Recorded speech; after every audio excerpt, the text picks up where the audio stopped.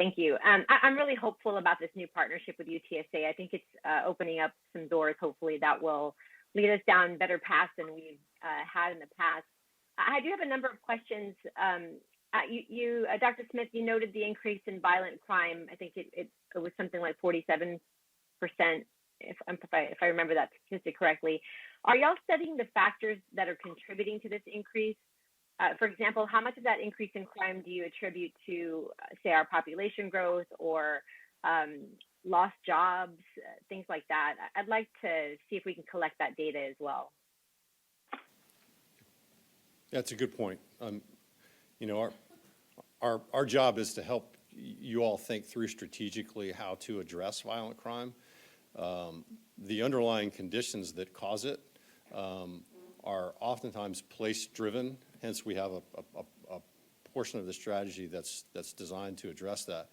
But there's also a number of macro factors, like you've just mentioned some of them, that may be contributing to the increase in crime. But again, I would just remind everyone that some of the increases that we see here are not unique. There are many cities across the country that are experiencing the same kinds of increases. I would like to see if we can expand this to include the collection of that data to not just kind of be reactive towards the crime, but be a little more preventative, maybe higher up on the pipeline, if that makes sense, not so close to when it might actually be happening. I won't argue that geographic centers, there are some hotspots in San Antonio, and we need to definitely focus on those. But at the same time, we don't want to forget what put people in a situation like that where they're committing these violent crimes, even if it's their own choices, what we can do to help. And I'm curious, maybe this is a question for Chief, but can you tell me how many officers at a time are assigned to a hotspot location? Are our officers in and out of hotspot duty? They're rotating in and out, yes. I think there's 28 of them right now, and there are certain times of the days of the week, certain days of the week, certain times, and the officers are required to be in those locations for around 15 minutes with their lights on, and then they go back to doing what they were doing. So this isn't like I want to be clear, it's not a specialized unit, right? Any police officer, current police officer, can be part of the hotspot rotation. Is that correct? Safe, street crimes, and patrol are involved in this. So can you kind of walk through the daily steps of an officer working in a hotspot? You mentioned the lights being more visible. What else are they doing in a typical shift? That's probably the easiest question I'll get today, council member. So they go to the hotspot, they turn their lights on overhead, they sit there for the required time, and they go back in service. Okay. They're not required to get out of their vehicles, obviously, unless they see an emergency. Being assaulted or robbed, they'll take action, but otherwise they are to sit in their vehicles and provide high visibility. That's it. Okay. So Dr. Smith mentioned a small slice of offenders. Are those folks specifically being monitored? The people that would be involved in that third phase are all under some type of supervision, probation, parole. Oh, I see. Not necessarily by a police officer that's working a hotspot. No, ma'am. I know that we're going to receive updates at public safety, but who do the officers that are working in the hotspots, who are they reporting back to daily? I'm inquiring specifically about like kind of day-to-day oversight of the program. The program overall is being headed up by Acting Assistant Chief Bobby Blanton. I have two captains sitting right over here who are also overseeing the program. Jaime and Leslie Carrillo. And we'll get, is it quarterly updates at public safety? Yes, ma'am. Okay. So Dr. Smith also mentioned reports will be given to SAPD every 60 to 90 days. That seems like a pretty large gap to me. I'm wondering if we could I mean, I would appreciate more frequent data. I think, Dr. Smith, you mentioned constant and relentless data review. I love that. I love hearing that.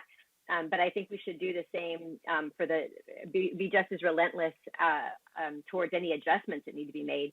60 to 90 days seems like kind of a large gap to me. Is it possible to have more frequent reporting? Doc, you want to take that?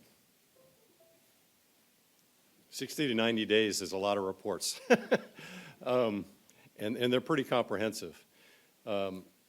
You need to stay at a place for a while in fact, you know, what our experience has shown us implementing similar strategies in other cities is that, in fact, we've sort of shortened the window. In Dallas, we started at 90 to 120 days, and we've brought it back down to 60 days because we find that most of the benefit accrues in the first 60 days. So it's actually not a very long time. In hotspots policing world, that's about the optimal time. And so, and you don't know what the effects are until you let the full period run in order to measure what the impact of the strategy has been during that 60-day period. So we get data on a regular basis, but in terms of analyzing impact, that's an every 60-day affair.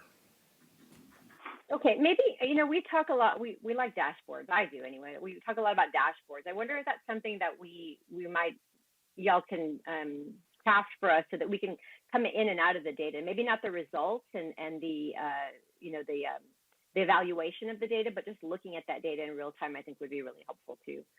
I do want to talk more about, yes, sir. Yeah, I would like, go ahead.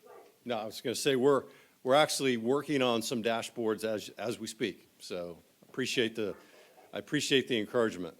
I know my team's to that. Good, thank you. I would like to talk more about evaluation criteria, but I think I'm running low on time. I just want to talk about, like, I love, again, hearing data-driven, evidence-based, but we also have to include some subjectivity, in the response and input from our communities. One of my neighborhood associations, the Community Workers Council, brought up some concerns about how overall policing is affecting the hotspot initiative. You know, their concerns are, I think, valid. If police are being pulled to the hotspots, what about the other areas that they would normally patrol? What happens to a hotspot once it's moved? So it's cooled down. It's no longer a hotspot. How long is it going to take for that crime to come back? So I think all of that is going to be part of your reporting back, and which I do understand why you need a little bit of time to see what's going to happen. I do want to follow up specifically on those questions, but I want to thank you again, UTSA's criminology and criminal justice departments, for the work that you've done in putting this plan together with our SAPD. I really appreciate how this is a collaborative effort that brings policing and prevention together in one blueprint for action. And it is just that, it's a blueprint. I mean, we're going to have to see how that blueprint actually gets built and what effect it really is going to have. But I think today's conversation is about enforcement. I'm sure everyone at this day has talked to their constituents about the need they feel for more enforcement, and that plan addresses that concern. In the coming months, the focus at public safety will be more on prevention. I'm looking forward to a deeper discussion about the plan and how it addresses specifically crime prevention. Public Safety Committee will be given updates, as I mentioned today, on a violent crime reduction plan. And I want to make sure that the expectations are clear for the committee, but mainly for the community. Everything, as the mayor mentioned, you know, I think everything is connected. We can't solve our crime issues with one single solution or another. It has to be a coordinated effort across departments and hearing our communities. Not to steal your thunder, Councilman Perry, but we need to see, at the end of the day, we need to see our return on investment on this particular program. And I'm excited about it, and I look forward to the progress reports at our Public Safety Committee meetings. Thank you, Mayor.